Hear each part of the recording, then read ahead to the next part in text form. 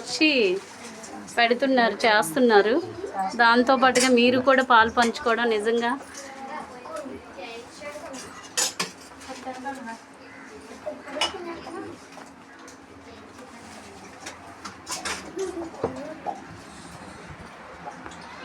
మాకు కావాలంటే మళ్ళీ అడగండి అమ్మా.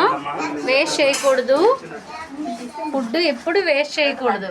ఎందుకంటే ఇదే ఫుడ్ లేక రోడ్డు మీద ఎంతోమంది ఉంటున్నారు కాబట్టి ఇటువంటి వారి మంచి మనసుతో మీకు ఇచ్చారు కాబట్టి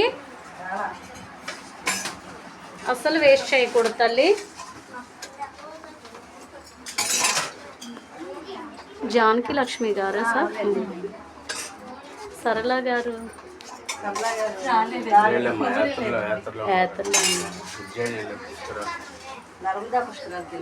నర్మదా సార్.